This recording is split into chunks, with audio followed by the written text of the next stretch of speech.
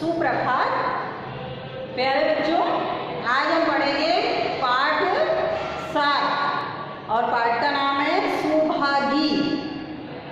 प्रस्तुत कहानी के माध्यम से लेखक ने एक और हमारे समाज में पुत्र को पुत्री से श्रेष्ठ समझे जाने की भावना पर करारी चोट की है, तो दूसरी ओर जीवन की विकट से विकट परिस्थितियों का सफलतापूर्वक सामना करने की नारी की क्षमता को भी सिद्ध किया है।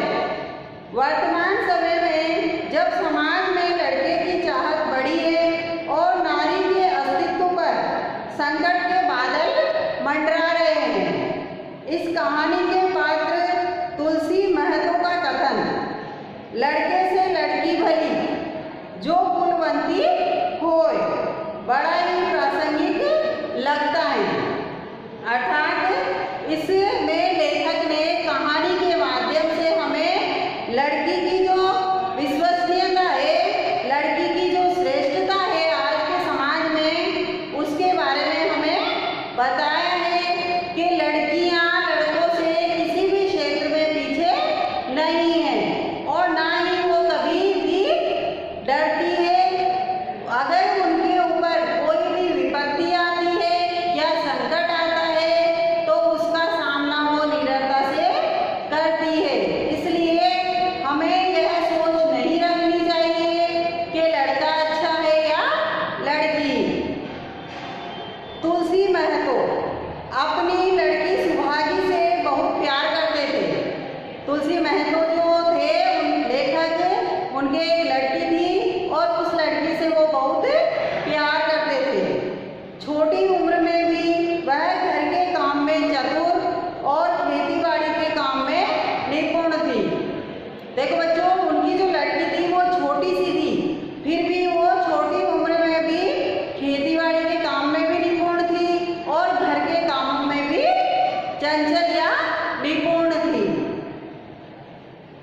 उसका भाई रामू जो उम्र में बड़ा था, उसका भाई जो था वो उससे बड़ा था, बड़ा ही कामचोर और आवारा था। उससे का जो भाई था वो बड़ा ही कामचोर और आवारा था, जबकि उससे छोटी सी लड़की सुभागी से बड़ा था। तुलसी ने सुभागी और रामू दोनों की शादी कर दी। थोड़े दिन बीते, अचानक एक दिन बड़ी विपदा आ गई। विपदा मतलब संकट आ गया। सुभागी बहुत छोटी उम्र में ही विधवा हो गई। सुभागी जो थी उसकी शादी कर दी थी और शादी होने के बाद उस पर एक बहुत बड़ा संकट आ गया था। संकट क्या था कि उसके पति की मृत्यु हो चुकी थी, तो वह विधवा हो गई थी। सुभागी के दुख की तो कोई सीमा ही न थी। बेचारी को अपना जीवन पहाड़ लगने लगा था। अब छोटी सी उम्र में उसके पति का देहांत हो गया तो उसे अपना सारा जीवन कैसा लगने लगा? पहाड़ के समान। कुछ साल बीते, लोग तुलसी महतो पर दबाव डालने लगे कि लड़की की कहीं दूसरी शादी कर दो। आजकल कोई इसे बुरा नहीं मानता है, तो क्यों सोच विचार करते हो? अब जाति समाज के जो लोग थे वो तुलसी महतो से कहने लगे कि आपकी लड़की की शादी आप कहीं अन्यत्र या दूसरी जगह कर दीजिए, क्योंकि आजकल के समाज में इस चीज को कोई नहीं मानता कि भाई यह विधवा है तो इसकी शादी नहीं की जा सकती दोबारा से। तुलसी ने कहा, भाई मैं तो तैयार हूँ, लेकिन सुभागी भी माने, वह किसी तरह राजी नहीं होती। हरिहर ने सुभागी को समझाकर कहा, बेटी हम तेरे ही भले के लिए कहते हैं। माँ बाप अब बूढ़े हो गए हैं, उनका क्या भरोसा? तुम इस तरह कब तक बेटी रहोगी? कोई व्यक्ति थे जिन्होंने उस लड़की सुभागी को समझाया कि तुम ऐसा करो, दूसरी शादी कर लो, क्योंकि तुम्हारे माता पिता जो है वो तो बूढ़े हो गए हैं और वो कब तक तुम्हारे लिए बैठे रहेंगे।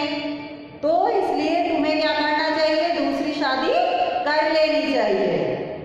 सुभागी ने सिर झुकाकर कहा, चाचा, मैं तुम्हारी बात समझ रही हूँ, लेकिन मेरा मन शादी करने को नहीं कहता।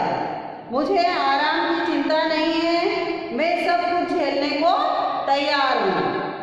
जो काम तुम कहो वह सिर आंखों के बल करूँगी, मगर शादी करने को मुझसे ना कहो। सुभागी ने क्या कहा उसके चाचा जी से कि आप जो कहोगे मैं वही काम करने के लिए तैयार हूँ, लेकिन मुझसे शादी करने की बात मत करना।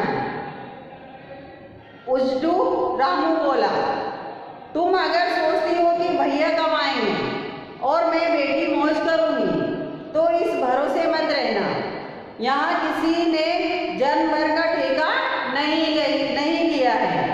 अब क्या हुआ, उसका जो भाई था वो बोला कि तुम यूँ सोचती हो कि मैं भैया कमाएंगे और मैं बेटी खाऊंगी, तो ऐसा नहीं है।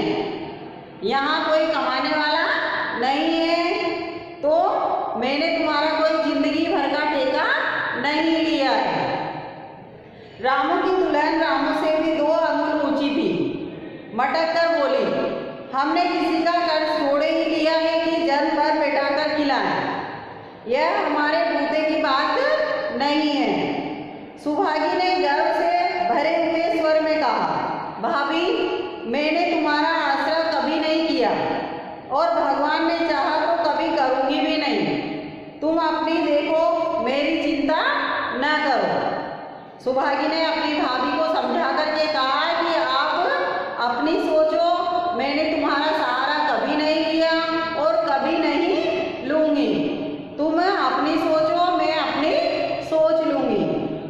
रामू की दुल्हन को जब मालूम हुआ कि सुभागी शादी नहीं करेगी तो और भी उसके पीछे पड़ गई। हमेशा एक न एक मुसीबत खड़ी किए रहती थी। उसे रुलाने में जैसे उसको मजा आता था। वह बेचारी पहर रात से उठकर कूटने पीसने में लग जाती, चौका बर्तन करती, गोबर थापती, खेत में काम करने चली जाती। दोपहर को आकर जल्दी जल्दी खाना पकाकर सबको खिलाती। रात को कभी माँ के सिर में तेल डालती, कभी उसकी देह दबाती, मतलब शरीर दबाती। अगर शरीर पर कोई कहीं अंग पर दर्द होता तो वह भी सुभागी ही दबाती थी। तुलसी चिलम के शौकीन थे, उन्हें बार बार चिलम पिलाती। तुलसी कौन थे? सुभागी के जो पिता थे वो चिलम के शौकीन थे, तो सुभागी उनको बार बार चिलम भी पिलाती थी। जहाँ तक उसका बस चलता, माँ बाप को कोई काम न करने देती। हाँ, भाई को न रोकती। सोचती ये तो जवान आदमी है, ये काम न करेंगे तो गृहस्थी कैसे चलेगी। मगर रामू को यह बुरा लगता। अम्मा और दादा को तिनका तक नहीं उठाने देती और मुझे पीसना चाहती है। यहाँ तक कि एक दिन वह आपे से बाहर हो गया। सुभागी से बोला, अगर उन लोगों का बड़ा मोह है तो अलग लेकर क्यों नहीं रहती हो। तुलसी, जब तक मैं जीता हूँ, अब पिताजी कह रहे हैं कि जब तक मैं जीता हूँ तुम उसे कुछ नहीं कह सकते। मेरे पीछे जो चाहे करना, बेचारी का घर में रहना मुश्किल कर दिया है। रामू, आपको बेटी बहुत प्यारी है तो उसे गले बांध कर रखिए, मुझसे तो नहीं रुका जाता। तुलसी, अच्छी बात है, अगर तुम्हारी यह मर्जी है तो यही होगा। मैं कल गांव के आदमियों को बुलाकर बंटवारा कर दूंगा। तुम चाहे अलग हो जाओ, सुभागी अलग नहीं होगी। रात को तुलसी लेटे तो वह पुरानी बात याद आई, जब रामू के जन्मोत्सव में उन्होंने रुपए कर्ज लेकर जलसा किया था और सुभागी पैदा हुई तो घर में रुपए रहते हुए भी उन्होंने एक कौड़ी न खर्च की। पुत्र को रत्न समझा था, पुत्री को पूर्व जन्म के पापों का दंड। यह आज के लोगों की सोच है कि पुत्र को तो क्या समझते हैं, घर का रत्न समझते हैं और लड़की को पूर्व जन्मों के पापों का दंड समझते हैं। वह रत्न कितना कठोर निकला और यह दंड कितना मंगलमय। अर्थात लड़की जो थी वो कितनी अच्छी थी और लड़का जो था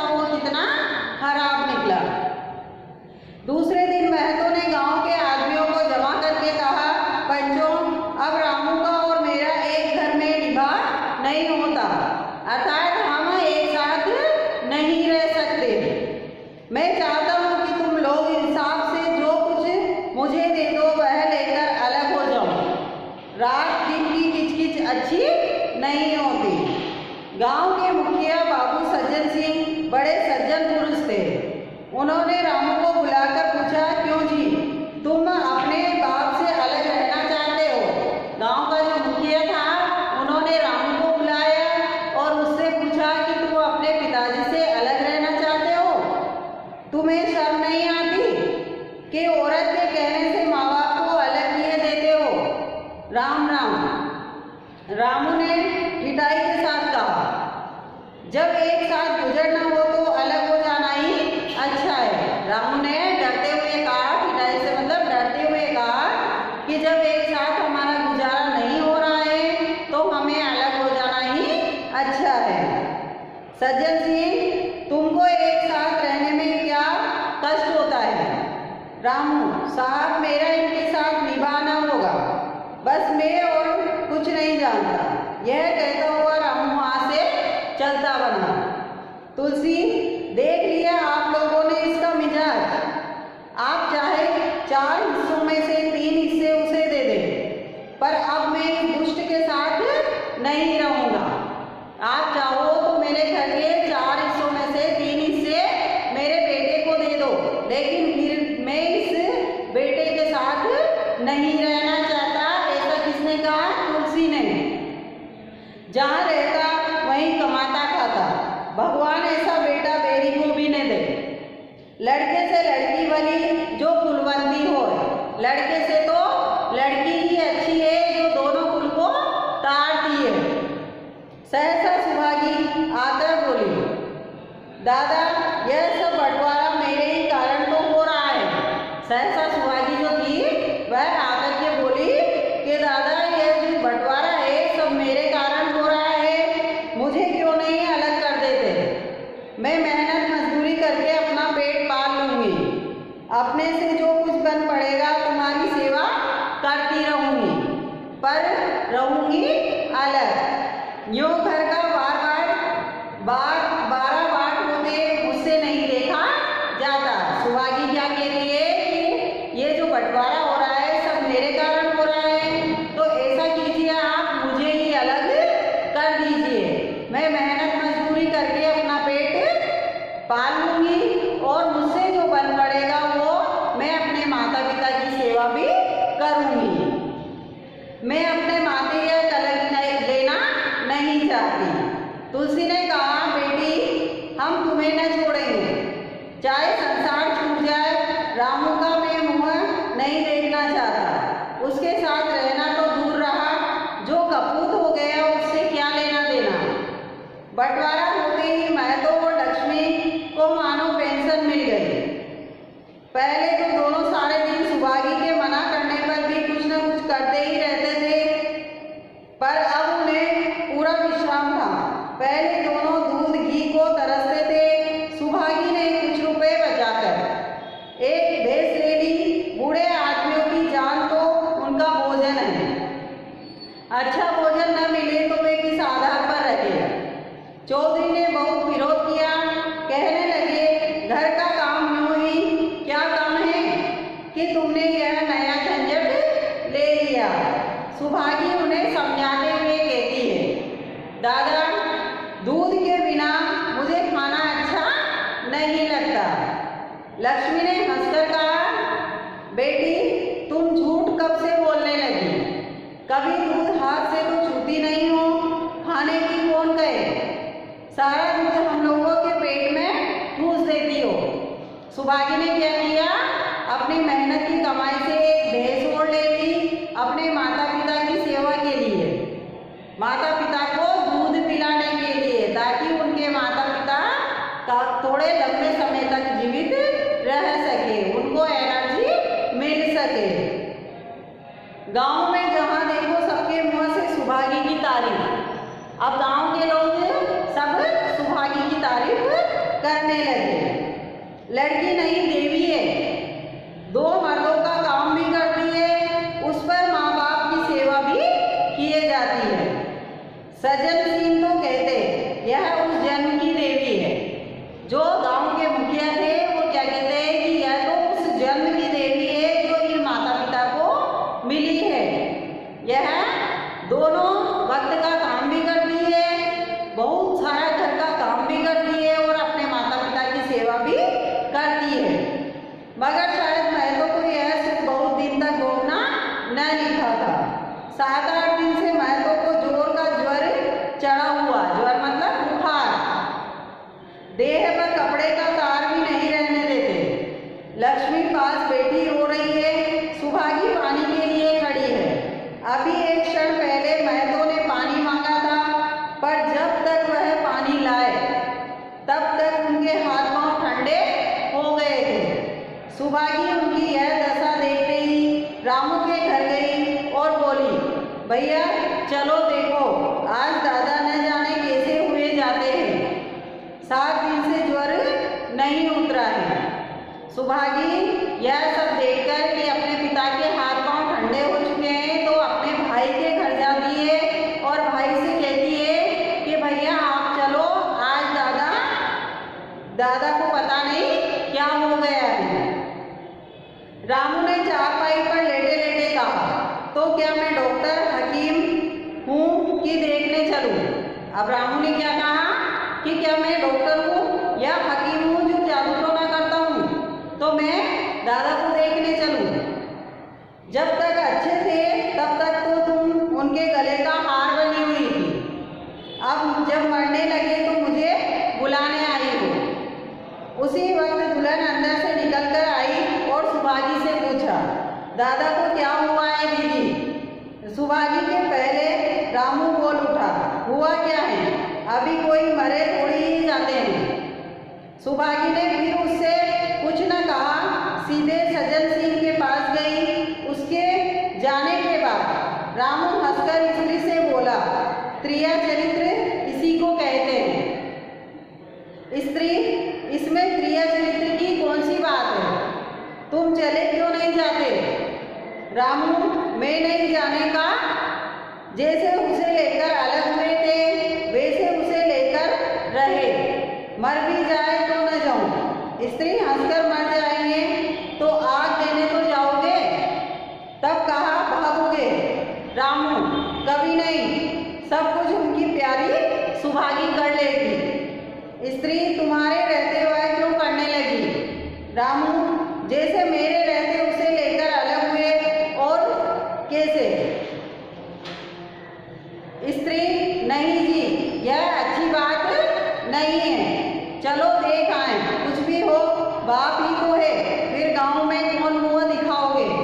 रामू, चुप रहो, मुझे उपदेश मत दो।